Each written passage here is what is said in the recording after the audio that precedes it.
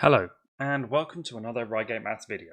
In this video, we're going to be looking at the critical path analysis chapter from the first year of the Decision 1 unit for Edexcel Further Maths. My name's Simon, and in this video, we're going to be starting with an introduction and then looking at how activity networks work. Please bear in mind that this is very, very specific to the Edexcel specification. The way Edexcel does activity networks and actually the whole topic of critical path analysis differs greatly from potentially other exam boards. So be aware that if you are doing not Edexcel, the ideas may be similar, but the actual mechanics of the way we approach this problem might be very, very different. What is critical path analysis all about? Well, it's about project management, basically. You will have a project made up of a certain number of activities. Those activities are going to have a length, typically time, but it could be a different measure, might be cost or profit or that kind of thing. Those activities are going to depend on other activities being done. And the whole point of this topic is to find, first off, what is the quickest time that a project can be completed in, and then which activities have no wiggle room, or if there is any delay to some activities, how is that going to affect the completion time of the project? The main part of this topic is looking at what's called precedence tables and activity networks. You use the information given on a precedence table to draw an activity network. We're going to look at the precedence table first, look at what it means, and then go ahead at looking at some terminology for activity networks and then building the activity network for this precedence table. So a precedence table tells us the activities in a project. So the first column here, this is the list of all of the activities in the project. The second column, the depends upon column, tells us which activities immediately precede the activity in the left-hand column. So although H requires D to be done, which in turn requires B, which in turn requires A, we don't list all of the activities required in H. We only list the ones that must be done immediately before the activity on the left. If there's a dash, like here, that means that that activity does not depend on anything. That is our initial activity. There may be multiple activities with dashes, and in the next example we look at that will be the case, but in this example there's only one. Sometimes you'll have an additional column in your precedence table which will tell you the length of the activity, which is the time it takes to do it.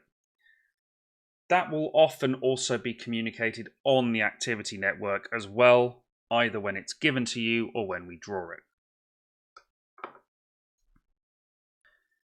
Now we can start to look at activity networks and how we form an activity network from the precedence table. So an activity network is just a visual representation of the precedence table. Now, in the Edexcel specification, we use something called activity on arc, or sometimes activity on edge. This is where different exam boards traditionally have differed. This is not the only way to do an activity network. There's also activity on node or activity on vertex. In Edexcel, activity on arc is the method that you use. Typically you'll be told in the question, but not necessarily. You need to know that this is the only one. So just be aware of that if you're not doing the Edexcel specification or you're not doing a specification that refers to activity on arc. then drawing the activity network is going to be very, very different for you. So an activity network with activity on arc, each activity is represented on an arc of a network. Every arc is labeled by the letter of the activity that it is referring to, and typically the length as well. The beginning and end of an activity are shown at the ends of the arc, and an arrow defines the direction of the activity. The vertices of the network are shown to be the completion of an activity, often referred to as an event. You start from node 0, which is called the source node. You number each node as it's added to the network, and when we go through this example, hopefully that statement will make more sense. Until you get to the end, you must have a single source node and a single final node, which we call the sink. So let's have a look now at how we draw this precedence table, so this project, as an activity network. So first things first, we start with our initial event. So event 0. If you look at some old specification questions for Edexcel, you'll see they number this first node 1. It doesn't hugely matter, but just we refer to it, we call it 0. We can see that there's only one activity that is going to come out of this node, because A is the only activity that doesn't depend on any activity. So we can see there's no arrows going into this first node, which means that there are no activities that come before node 0. So we're going to put A onto our network. Now, because we have finished A and there's no other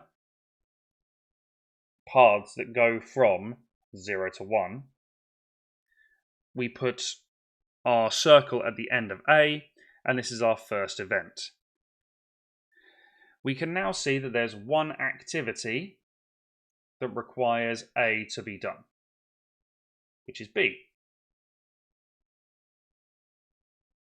The key thing here is you've always got to keep looking down your depends upon list, because you might have some that appear later that are required from earlier activities that you maybe thought you were done with. But in this case, A only appears once in this column, which is B depending on A. We can now see that we've got 3 activities which depend upon B: C, D, and E. Now, what's a really useful thing to do when drawing activity networks is to sort of sketch out the vague direction in pencil of where these activities are going, because you might want to swap them over to make it look nicer later. So these are the 3 activities that come out of event 2. And we can see that E is a dependency for F and C are both a dependency for G. So in order to make it look a bit nicer, we may want to swap E and D over, just because it's going to mean we don't have necessarily arcs crossing over. So we're going to put E here, and actually that's the next one we're going to draw. So let's draw it a little bit nicer. Ideally, you'd be doing this with a ruler, but I'm not, because, well, it's easier for me on this program to draw without. Okay, so we've done E, and we know F depends upon E. We also know that G depends upon C and F. So we might actually, thinking about it, want to redraw this completely to make it look nicer again. Put E at the top. It's not the end of the world if you have arcs crossing over, but try to avoid it. It just makes things a little easier. So if we have E here, we can then have C and F going into the same node.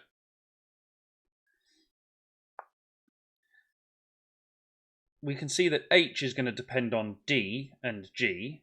So let's put D here. Actually, let's draw that a little bit better.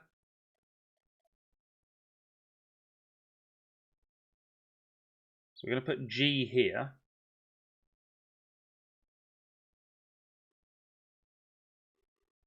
And then D, like that. We've now got H that requires D and G, and we're done. So that's how you draw an activity network for a precedence table. Now, something that's really important that we're going to address in the next example is the activities and their events. Every activity can be uniquely described by its events.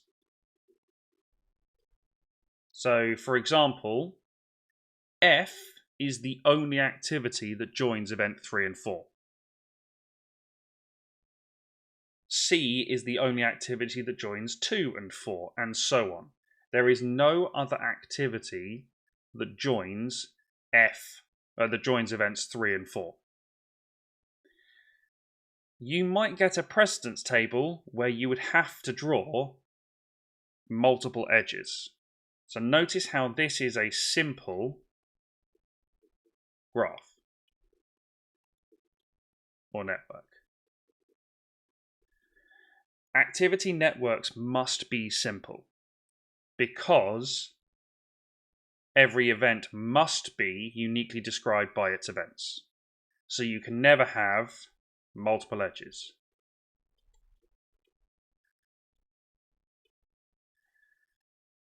Some activities, some precedence tables, will mean that if you were to draw it in the same way that we've done, you would have to draw multiple edges so that the combination of events would not uniquely describe an activity. However, we can get around that by including a special type of arc called a dummy arc or a dummy activity. So this is our second example. We can see that the precedence table, very similar to what we've just done in the first example, but we can see there's a difference here. We have multiple activities that require A. That's not different from what we had, but the key thing is here, this activity requires just A. This activity requires A and B. Because of that, we're probably going to need to include a dummy activity so that each activity can be uniquely expressed in terms of its events. The approach is still going to be the same as what we've just done, but we do have to be a little bit more careful. So let's start as we started before with node 0. And then we've got A and B. Because we can see those are both dashes for depends upon. They are our initial activities. Now, the key thing here is that C requires just A and D requires A and B. If we put B joining like this, then we have several problems. First off, the activity that goes from event 0 to 1 is not uniquely A, there are two. Also, if we put C coming off here, this implies that C requires both A and B to be completed, which we can see from the table it doesn't. So this is why we need to include what are called dummy activities, because those serve two purposes. Firstly, as we've discussed, it allows us to maintain that uniqueness of the description of events, and also it means that we can have C depending just on A, and then D depending on A and B. But we also have the problem here of E requiring just B. So it's not necessarily going to look like this. We're going to have to show D somehow doing something like this with E down here. And this is where the dummy activities come in. We draw them as a dotted line with an arrow still. But now we can see that with the dotted line, so this imaginary activity that doesn't actually exist, but it's there to make sure that our network works, we have D, which depends on A and B, C, which just depends on A, because that's where the arrows are going, E, which just depends on B. Now, something with the activity network, and usually they say this in the question, well, you must use as few dummies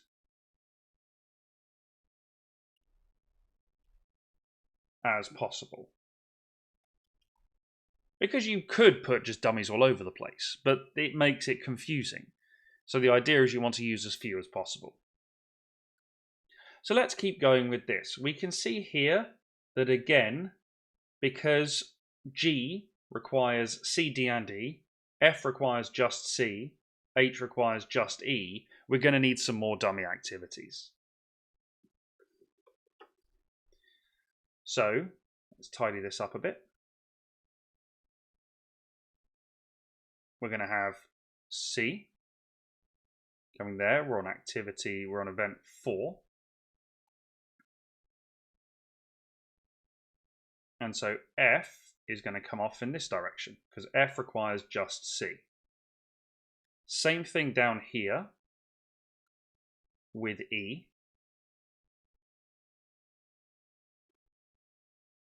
We're on activity 5.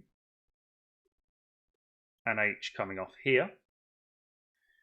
The order that you do the activities in terms of drawing them, there is sort of an order, but we've done H before we've done G. That's fine because you can sort of group activities into sections almost. So, okay, A and B are going to go together. C, D, and E are going to go together, that kind of thing. So the order of doing the activities within each section is not irrelevant, but it's not as important. You don't have to do them in alphabetical order. Like we saw here, we're going to have to use some dummies again. So that we can have G coming off of C, D, and E. Now we can see that I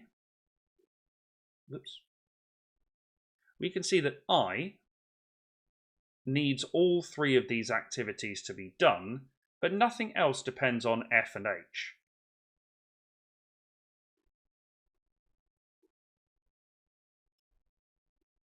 So we don't actually have to worry about any more dummies.